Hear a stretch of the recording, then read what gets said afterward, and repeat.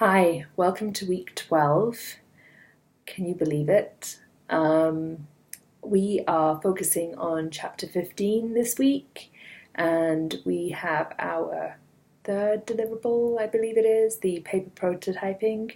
So just to talk about the chapter first. They talk about evaluation methods, and this is kind of up my alley, as we would say. The way they categorize it, or the way they've sort of shaped their chapter, is they talk about it in terms of inspection methods, analytics, and predictive models.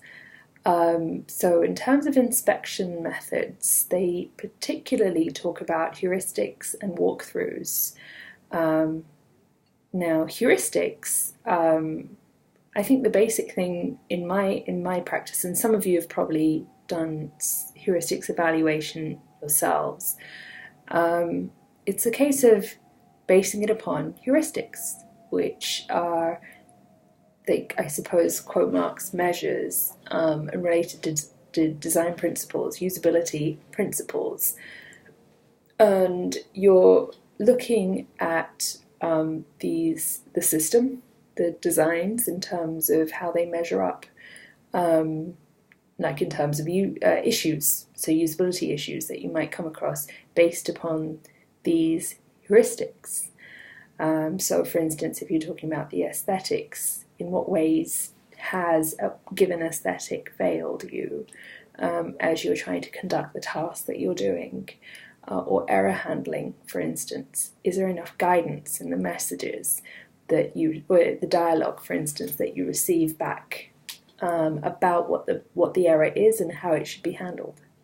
And also that it's not just full of codes, which is absolutely undesirable when it comes to user experience. So they go into that quite comprehensively. So I think it's a really good layout for that particular method. They also talk about walkthroughs, and considering that I'm doing walkthroughs are coming out of my ears in my job, I wanted to sort of take some time and talk to you about that, because a walkthrough is really interesting. So, I typically try and sit down. What do we mean? Firstly, what do we mean by walkthroughs? What you're doing is that you're having participants, users, use your particular app or the thing that you're designing or prototyping. So you will think of a typical task, or perhaps 2 or 3 tasks, or however many number you feel is necessary. And you'll have them read the task and sort of keep the task in their mind, and then have them conduct the task on your prototype or on your system. The interesting thing is you'll be doing it step by step with them. And the key thing is, as you're doing the walkthrough, is to explain to them in the beginning that you would like them to think aloud. And that's really key, because quite often, and you should sort of reflect upon the way that you yourselves do things, and we all do this, we'll sort of muddle our way through things, and it's natural for us just to sort of think what we're doing in our heads. But for us, going through a walkthrough, we need everything that's going on in your heads as a participant to be spoken out. So that's really key. So often I found myself sort of prodding them slightly, verbally that is. Quite often now my walkthroughs happen online, so my participants are in a completely different location to me, but I often have to say so, because if I hear silence, as it were, I'd have to sort of prompt them to say, well, what's going on, what's happening, do let me know, and I have to ask them to talk things through to me. And often they're saying, well, I was expecting to see this button and I can't quite find it, and that's the cause of their silence, and that's really important feedback for me to note. So that's something to keep in mind. The other thing is that you don't want your participants to generalize. What do I mean by that? Not often at all. Sometimes, occasionally, very occasionally, I have a participant that says, oh, well, users might want to do it in this way. Well, I don't want you to tell me that as a participant. The reason that I have chosen you, or you've been selected through a screening process to be the participant, is because, yes, you do represent a particular persona, and you would represent a set of our users, but I actually want your own opinion, and that's all. And that might come across as rude, and obviously I'm not rude when I kind of explain that. I take note of what the sentiments are, but I then sort of politely say, well, what would be your personal opinion on that? Like, what do you think about that? What would you want? So when you're doing walkthroughs, you want to hear the person's opinion. And my walkthrough, like when I do my studies, I sometimes go to 6, 8 people, 10 people max, I guess. I've sometimes had to do more for various reasons. That's because if you were doing a very sort of strict experimental setup, you might want to vary certain factors. So for instance, perhaps, English and non-English, English as a second language, for instance, you might want to see, or location, for instance, you might want to see if there's an impact. So you might choose, 5 in the north and 5 in the south. So that might increase your numbers in terms of participants. Various things like that might happen. But generally, I find that when I test about 6 to 8 people, I pretty much get my trends. So that's the number that seems to work for me, and I think it kind of backs up in theory as well. So that was one thing, no generalizations. And the other thing is, what I don't want is my participant to be a designer, quote marks. I might want their opinion on the way certain things are laid out, absolutely. But I kind of don't want to get into a conversation which is them telling me, well, what you should do is you should put this button here and you should put it there. I don't really want that from them. I'm going to go to my designers to have that discussion, not my participant, as it were. And and they might well have some great ideas and experiences, and that's great. And if they're really excited to tell me what they think, I will note it down, but I probably wouldn't include it in my analysis because what I'm after are their issues and experiences of using the tool. So that's another takeaway from my own experience of doing walkthroughs. And obviously from the very beginning, it's important, really important, to tell your participants that they're not being tested. Like, we're not testing them, as it were, at all. They can say, and please say, share all their sort of experience with the tool. It's valuable. Their feedback is valuable to us. And that's the sort of thing that you have to make them feel comfortable.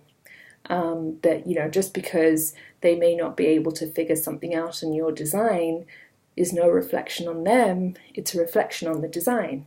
And it shows that there are things that need to be improved or understood as to why wasn't that, why didn't 6 out of 8 of the users didn't get that? Why is that? And that's great. That's what we want. And that's why we do the work that we do. The other section that they talk about is analytics. And they'll go into sort of the methods involved with that. They're basically looking at the data that the traffic, you could say, that flows through a system, flows through an app, for instance. And I'm sure many of you have probably looked into data analytics. And my takeaway on that is, all data to me is valuable, be it quantitative or qualitative, it doesn't matter. I think that it's all valuable and does lead to insight.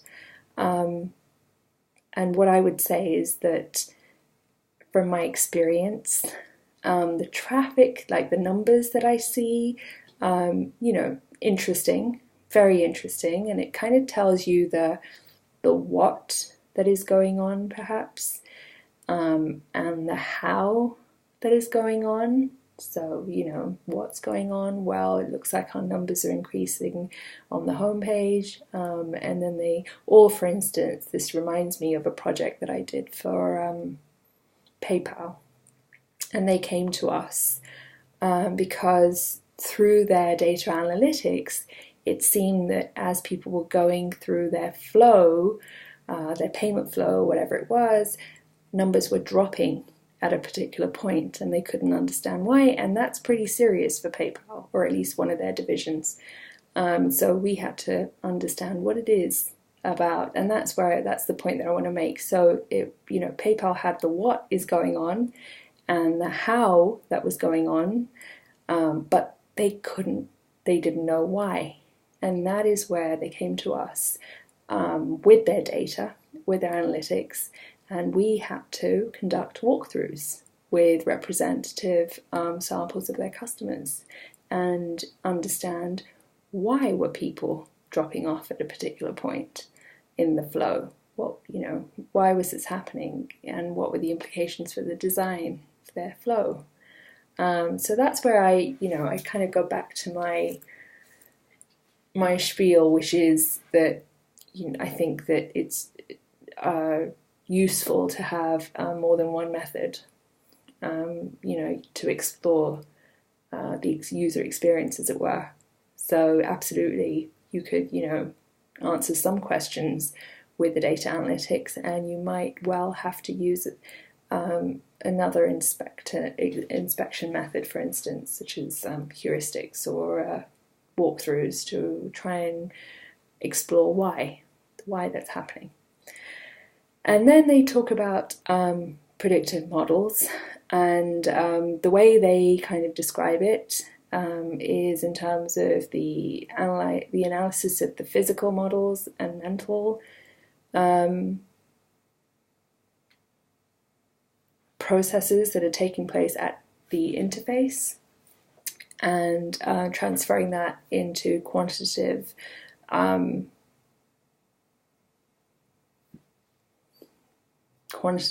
sort of analysis. So what do I mean by that? Well, they would be measured. So for instance, the example that they put forward is the Fitts law, and that's particularly to do with the speed at which you get to a particular attribute interface element depends on the size of the element and the distance to the element. So that's sort of quantifying the experience into a measurable form. Okay? So I find that my designers do tend to refer to that quite often, and it helps them to sort of justify and rationalize the way that they were to position, for instance, how they want to present the options, menu options, or icons, for instance. So something's indeed to keep in mind. Okay, I think that's a really another interesting chapter there. And your quiz and discussion points are related directly to that. In terms of the third assignment for your final project, we're dealing with the paper prototype, and I'm asking you to look at Leah Burley's chapter. Bear with me a moment, I've taken note of this. Leah Burley's chapter is... It's all live.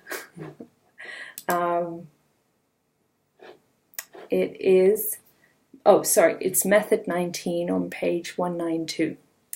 And she's got 3 main points, and I've sort of described this in the assignment that she talks about. So she says, for instance, think about the purpose of the prototype, and I'd like you to sort of describe it in that way as well. And then the second bit is to make the prototype, and I'd want, I guess, pictures of your paper prototype in some form, some images of that. And then I'd like you to validate it. And she sort of puts the third point is validate the prototype with yourself or others. I would like you to validate it with one user. So not yourself, so one user, for the purpose of our assignment.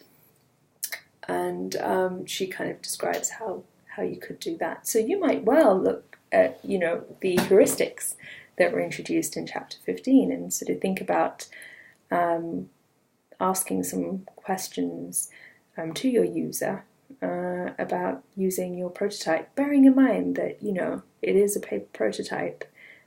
So you may not, you might want to sort of apply those loosely, as it were, and, keep your user abreast of that.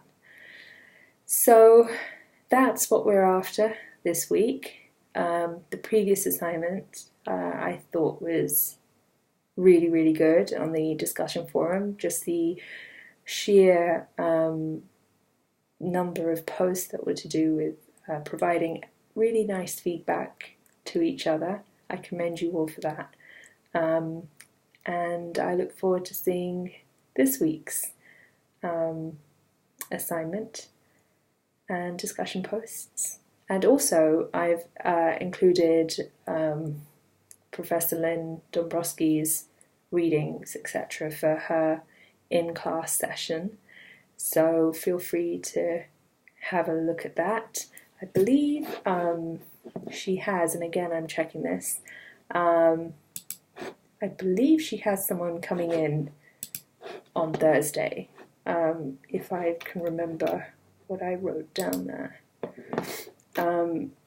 She has a guest lecture, and that's on Thursday, and it's Meg Kramer from Citrix. So you might want to tune in for that recording, which hopefully will become available for you within about 24 hours later. So hopefully by the weekend for sure. But obviously let me know if you can't see that, soon after Thursday. Okay, have a good week, and we'll talk to you soon.